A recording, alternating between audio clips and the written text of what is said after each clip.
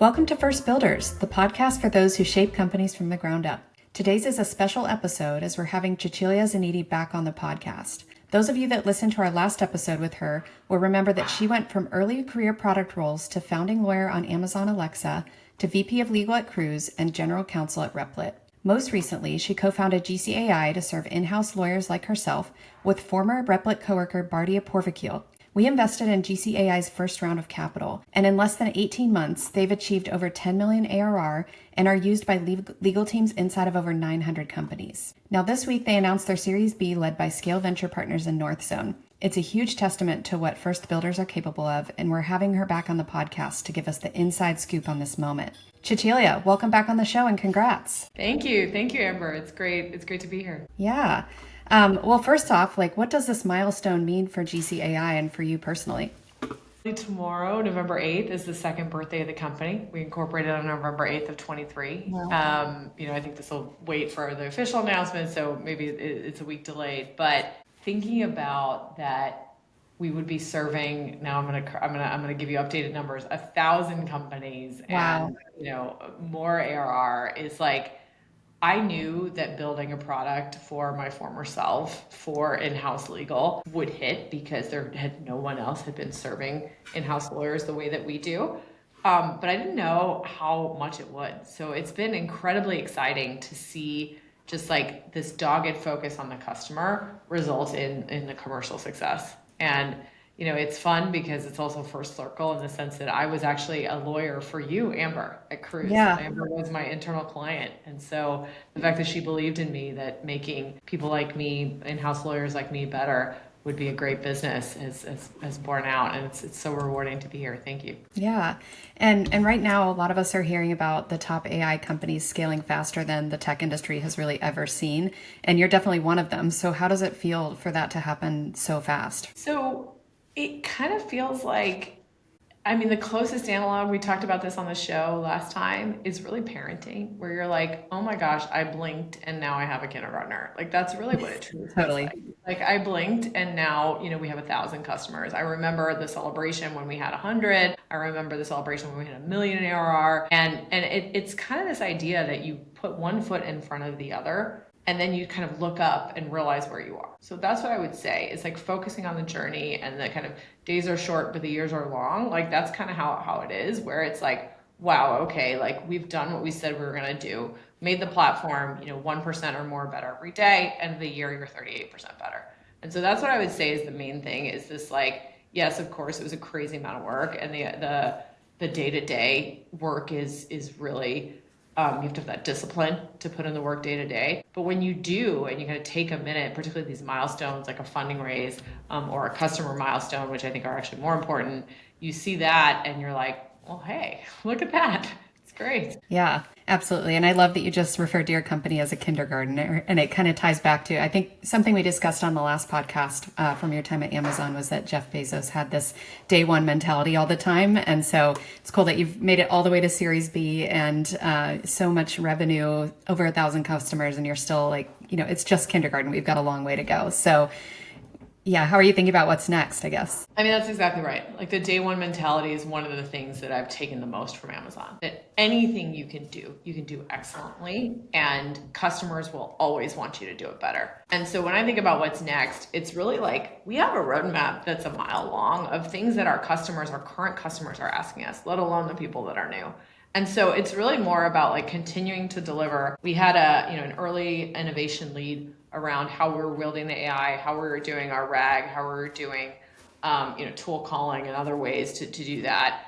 We were the first to come out in legal AI to come out with basically a Perplexity web research. And now we're just building on top of it. People want more. They want more agentic capabilities. They want the ability to direct the legal AI in certain ways. So I would say roadmap acceleration is the primary thing that we're focused on. But also this is a big moment in AI, right? So as you saw probably in your LP, summit recently, is every company of every type, from manufacturing to retail to e-commerce to logistics to healthcare, we're all thinking about how to work better with AI. And we're in this moment that's just like this critical moment, like 95 for the internet, where it's like, this is where incredible businesses will be made because they're able to meet that moment. So that's like, I think one of the things I've been thinking about for the fundraise is like, how do we meet the moment? Yeah, absolutely. And then how are you kind of making it work internally day to day? So we're hiring like crazy. So anybody here looking for a role, go to market, operations, engineering, marketing, just across functions, we're hiring. But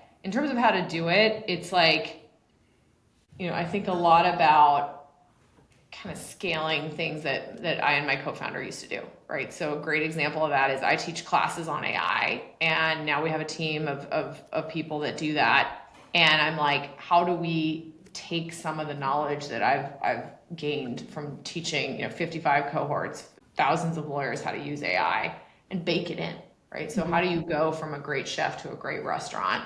That's a little bit theoretical, but on a very kind of brass tacks level, we just closed an office lease in San Mateo, and we're thinking, we're looking at, we've constantly upgraded the curriculum, hired a designer so the decks are really nice, and like, thinking about the pedagogy of how people encounter legal AI, but even just like fixing small things, right? So like, I get no greater joy than when I open up our feedback channel in Slack and I see 4 different AEs posting, hey, a customer asked me for this today, or hey, a customer was really delighted about this, or we had someone from like our marketing team who was using the product and was like, hey, I tried to attach something, it was a little bit confusing where I exited out of that. Okay, what's the business value of that? Hard to say, but we've got now a team of 30 people who are using the product every day and who are making that kind of that feedback, and then we made that change later that day. Right. So we have AI that we can use to literally, at cursor, make this fix. We make the fix.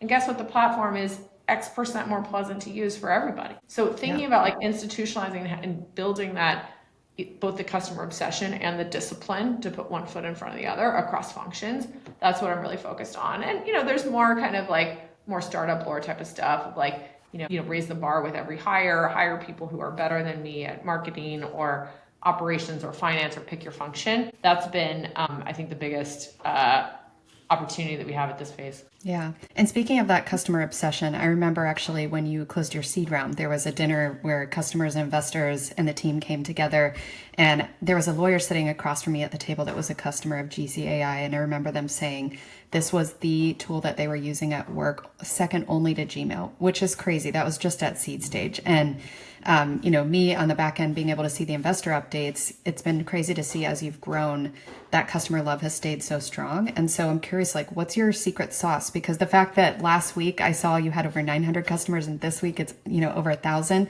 you're growing so fast externally with sales, but also growing the team so fast internally to keep up with it. How do you keep that quality bar so high? Every day, every decision, every Slack. I mean, it is, that part I would say is the biggest challenge. Is like scaling that. And, there was, so Sarah Guo did a great article on taste where it's like you hire people, and I think Dylan Field has said the same, but like you hire people that really care, and people where, it's like this level of detail orientation is like, so, like I hung a clock at home and it was like a few inches too high. And for like a week, I'm like, that's not going to work. We're going to move it. And it's like, hire people that literally get hives if the clock's in the wrong spot. Yeah. And, and care enough to move it. Because obviously I could leave it. But it's like, how much more joy are you going to have? But it's a challenge, and not everybody wants to work that way. I think that's the case. And, maybe they're not. We talked about this a little bit on the podcast last time, is like, a high growth startup is doing something right and probably maintaining some kind of excellence bar. And based on that, if you don't feel up to it, I think there was a clip of Michael Jordan that was very popular among VC and venture-backed companies 5 or so years ago, where he's like, look, you're going to push people, and then some people don't want to be pushed.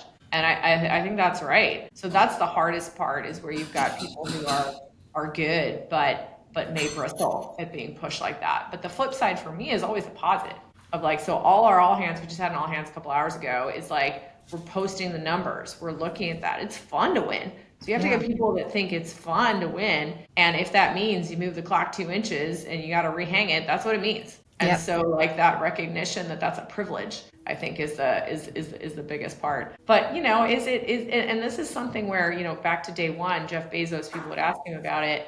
And he explained that, disagree and commit for a leader doesn't mean you're tired and you don't care. It means you do care and you trust the team. Because it's very easy as a leader to be like, all right, you've worn me down. I don't care. Pick whatever pricing you want. And I have to resist very hard doing that. And I think I've done a good job. But also, have the maturity. There was the founder mode article, and I think that tossed up a little bit of debate. But the idea that if the founder stops caring, you're dead. And I think that would extend that to the whole team. Totally. And what, just kind of like stepping back from a macro perspective, what has felt easy and what has felt hard, if you were to pick like one thing about building GCAI to date? What has felt easy is definitely relating with customers.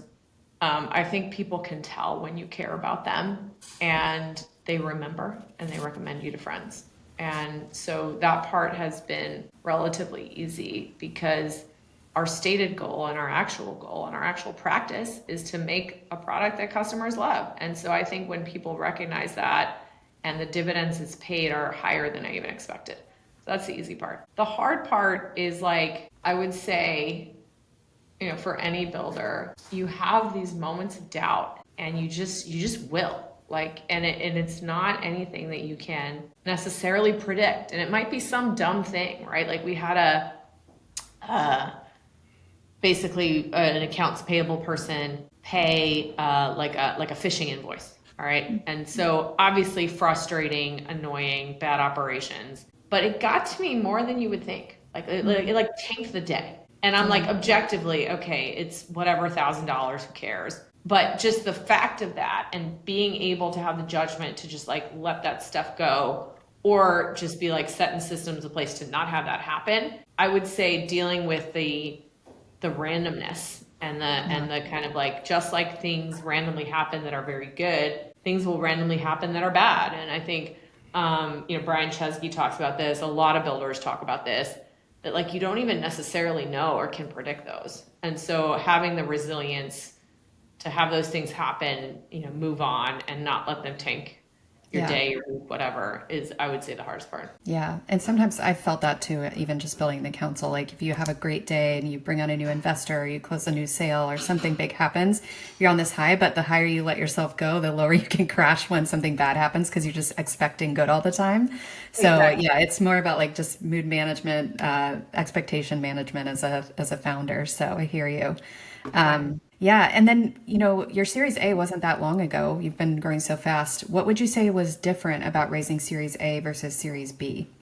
So the fact of product market fit has always been a thing for us. We were very lucky to have product market fit almost immediately when we started selling. But the fact of is this some kind of, brute force reason that we're selling, I think was a question, but this time it just wasn't. Because we went in having, several hundred customers, 700, 800, and just usage metrics that were very clear. So this time, we were oversubscribed and very lucky. We're working with investors that we're really excited to work with.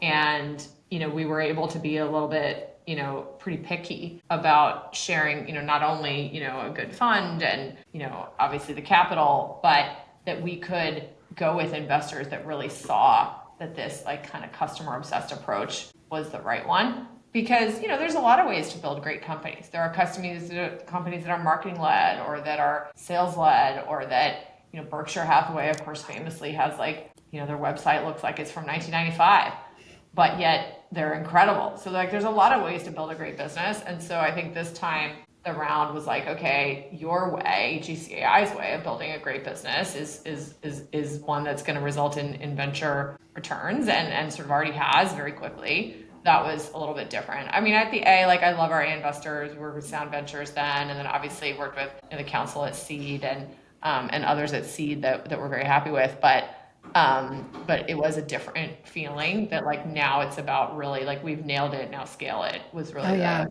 going in. Yeah, exactly. I feel like as you move from seed to Series B and growth stage, it goes from like investors, at least from my perspective, are thinking of talent recognition at the start. And then later it's like, we're not talking about anecdotes or early data anymore. It's like, is there enough data here to make a decision? And people can kind of no longer say there's not enough data on GCAI with so many customers and so many reps at this point. So that's awesome. And you mentioned that it was oversubscribed. And I remember all the conversations we had about that as you were trying to figure out, who you're going to take for this round. Did you decide to raise as much as you could, or did you limit it to a strategic portion? Just for the founders listening, how were you kind of thinking about that? We did not want to overraise, and we were very specific that this raise was going to take us to 250 million in revenue, and we kind of did the math and worked on a financial model around that. Some debate, right? Because there is an argument to be made that you should build a war chest. But my advice there is like, these are first class problems. Like the fact of raising or not, if I'm honest, it's kind of binary where it's like, if you are able to raise, you're probably able to raise more than you even need. And so then it's like thinking about that. For us, like there's some competitive dynamics at play. Everybody knows who the big people are in legal AI. It's fine. But I don't ever want it to be the case of like, they're really good at like, I don't want people telling me that I'm really good at fundraising. Maybe I am, but I want it to be like, I'm really good at building a great business. Totally. And I have seen CEOs who are just phenomenal at fundraising and not particularly good operators, and those are not good businesses. And so, that's something that I thought about too. That being said, like, do I feel, comfortable that our burn's pretty low, notwithstanding that we've raised a lot and I'm going to be managing that and going after the opportunity, like, of course. But yeah, we probably could have raised twice as much as we did. And then but I didn't do that. Then how did being better known this time around, having gone and raised a seed and a Series A in the past, shape sort of investor dynamics or those conversations? Were you talking to a lot of the same people or totally new group of VCs? We did pitch some of the same folks, and we had some people who'd missed out on our A, and then came in here. We had one investor, Aglay Ventures. We're super excited to work with them. Had just been very consistent, building a relationship over time, and made allocation for them, and I'm just super excited about the value they bring. In the pitch process, introduced us to a bunch of customers, introduced us to a pricing consultant, did a whole bunch of like just like very value add stuff. In terms of, the bigger names, like, I think, what is it, Ryan at Flexport posted yesterday that he's like, Sequoia has passed on me 10 times. I don't really care who runs them. And I read that and I thought, you know what, you and me both. But I also thought, you know what, if I don't, there's enough people that believe. I don't have to chase people that don't. Like Exactly. that is the thing. Like build a business enough that you can just not care. And it's also like, going back to the school thing, I went to Berkeley for law school, did incredibly well my first year, could have transferred to Harvard or Stanford, but was like, no, I'm having a great experience here. And why would I do that? They're more expensive anyways. And I'm making these connections and I'm gonna like have this great experience. And now, a lot of my Berkeley classmates are my customers. And it turned out that going to Berkeley set me up to do this like basically tech law practice that's been my whole career. Wow. And so like you can't know in advance, like the serendipity. I will say my advice for founders would be that go with investors that increase your luck surface area. So this is like one of these Tim Ferriss type of concepts, but I very wholeheartedly believe it. And I have seen that having a lot of people around the table, it's annoying to get like, consents and whatever and all the corporate stuff. But I would say, and I think Siki Chen from Runway has said this too, that having, a lot of people that want you to win, like in general, that's better than fewer people wanting you to win. Absolutely. And what do you hope that founders and legal leaders take away from watching your path? Being the best you can be and constantly learning, constantly increasing that luck surface area. Things have paid off in ways that I could never have imagined. The connections that I've made, we have customers who were people I interviewed 4 jobs ago. I was briefly during a sabbatical, I was a fractional general counsel, so I have incredible empathy for our customers that do that. And at that time learned just enough healthcare to know like, hey, I know the basic issues in healthcare law, but I knew that I wasn't ever going to be an exceptional healthcare attorney. So just like that every experience that you have, it really, Steve Jobs, of course, he's brilliant, but this, like, you can't write your calligraphy going forwards, it's just going backwards. Ergo, do things that are gonna, make a good story and you're proud of, and regardless. And so that's, I would say, my biggest advice. And for lawyers, like, we're just a little bit more risk averse. So I would say, like, this sort of like worst thing that happens thinking, the worst thing that happens is the job doesn't work out and you go back to being a lawyer. It's not any kind of tragedy. Nobody can take away your past bar exam. You passed it already. And so you have this incredible safety net to go back to. So there's a book that I read called Burn the Boats, Matt Higgins, and he basically makes the point that, like, don't worry so much about plan B, because then you're not focused on plan A. And so I definitely think that that's advice that particular lawyers can take. And founders, like, if you've already made the leap to become a founder, you've done that, and just, do what you can, one foot in front of the other every day to make it succeed. Yeah. And there's another thing that I heard as you were talking through that, which is leave a good impression on everybody that you work with, because, the fact that you were able to bring people on as customers that you interviewed 4 jobs ago is just a testament. And the fact that you have scaled so fast and we're doing all of those workshops, I imagine that was one of the ways that you were able to get so many people in to learn about GCAI in the first place. And I feel that too as a VC. I've invested in multiple former Cruise coworkers, and I hear pitches from Snap and different places like that. And I think if anybody's like early career here thinking, is what I'm doing right now mattering, or should I just kind of coast, or should I go all out? I think going all out and just being like somebody that others around you look at as a top performer really does pay off long term. So I credit you for that too. But anyways, I really appreciate you being on the show today, and I'm so excited about what's ahead for GCAI. Is there anything you want to plug, kind of moving forward? How do people get in touch with you? How do they get GCAI inside of their companies? Absolutely. So GC.ai, a 4-letter domain, which, the IP lawyer in me bought it and was so excited to do that. But check us out at GC.ai. Find me on LinkedIn, so Cecilia Ziniti on LinkedIn. But in terms of getting it for your company, just mention builders. If you email us, sales@gc.ai, or just email me, Cecilia@gc.ai.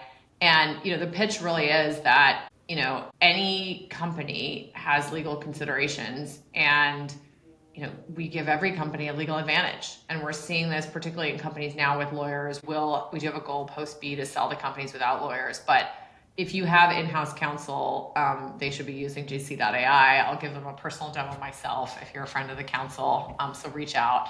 And then on the classes, we teach these workshops, and just come and try it, because I think as a leader, if you're not already seeing gains from AI right now, you need to get on board. This is my advice, and it should be fun. Like, that's the thing, is that our users and people that use AI have report more satisfaction at work. So, like, why wouldn't you? You're going to get productivity gains, and your people are going to be happier. Like, why wouldn't you be doing it? So reach out. I feel super lucky to work with you, Amber, and thanks again for having me on. I feel so lucky to be part of the journey. Thank you, Cecilia. Hey, thanks a lot. Have a great day. You too.